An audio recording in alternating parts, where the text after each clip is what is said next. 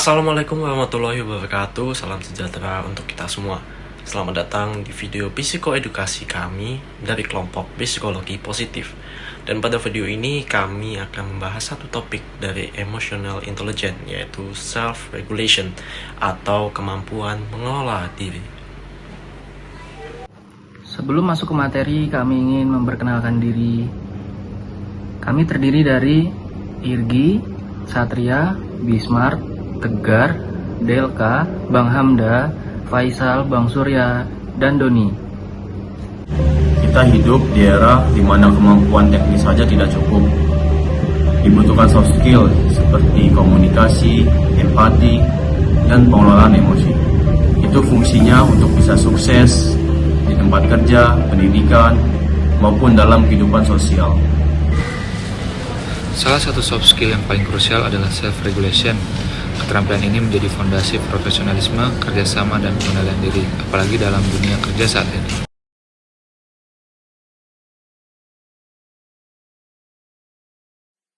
Selamat pagi rekan-rekan, hari ini kita bahas persiapan konferensi pers minggu depan. Semoga semuanya sudah membaca draft rilis medianya. Saya sudah telah kontennya cukup baik, tapi ada bagian data dukungan publik yang perlu diluruskan. Kita perlu cek kembali agar tidak timbul kesalahpahaman publik. Maaf Pak Irgi, tapi rasanya setiap minggu ada saja yang direvisi. Kami sudah kerja lembur, dan draft ini juga sudah direvisi berkali-kali. Apa tidak ada apresiasi? Terima kasih Bang Surya, saya paham kamu dan tim sudah bekerja keras. Kita bisa ambil jeda sebentar sebelum lanjut membahas. Nanti kita evaluasi bersama secara objektif ya. Surya, saya menghargai usaha kalian. Koreksi saya bukan kritik terhadap kerja keras, tapi agar informasi yang kita sampaikan itu valid dan tidak kontraproduktif. Ini tanggung jawab kita bersama. Baik Pak, mohon maaf atas emosi saya yang tadi. Saya mengerti kita semua ingin hasil yang terbaik. Terima kasih Bang Surya, inilah yang kita butuhkan. Keterbukaan, profesionalisme, dan kemampuan mengelola emosi dalam bekerja sama. Apa yang terjadi barusan adalah contoh nyata dari self-regulation. Di era kerja daring, Surya mengekspresikan emosi yang manusiawi, tapi rekan-rekan lainnya tidak reaktif. Justru menunjukkan kontrol diri, keterbukaan, dan empati. Menurut Daniel Goleman, pengaturan diri, self-regulation, adalah salah satu dari 5 komponen kecerdasan emosional atau AI. Kelima komponen tersebut adalah 1. Kesadaran diri, pengaturan diri, keterampilan sosial, empati, dan motivasi.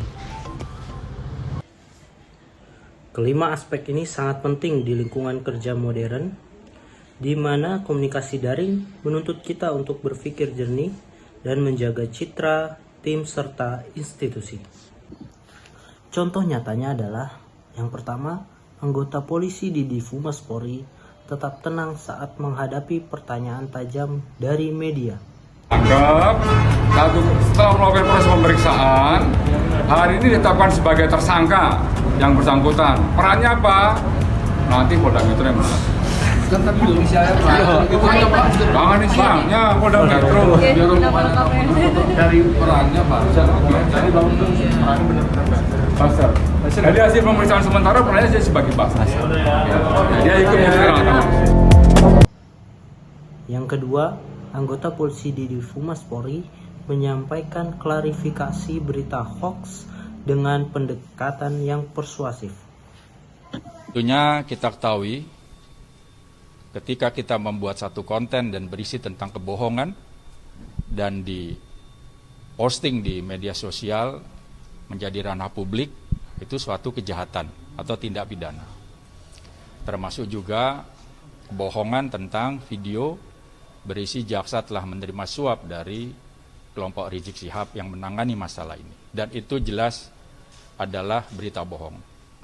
Dan tentunya Direktorat Cyber Polri sedang mendalami kasus ini, ya, mencoba untuk membongkar siapa pelaku-pelaku di balik video bohong tersebut.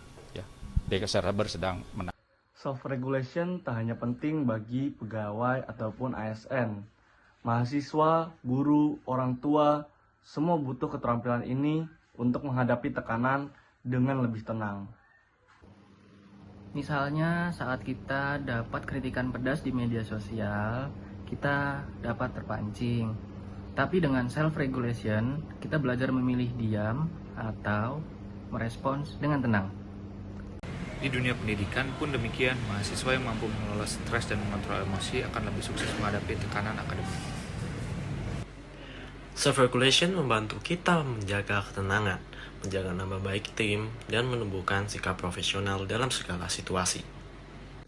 Kemampuan ini bisa dilatih, bukan bawaan dari lahir. Dengan komitmen dan latihan, kita bisa menjadi pribadi yang stabil, adaptif, dan bijaksana. Kita bukan hanya dituntut untuk cerdas secara intelektual, tapi juga secara emosional, dan self-regulation adalah inti dari kecerdasan emosional.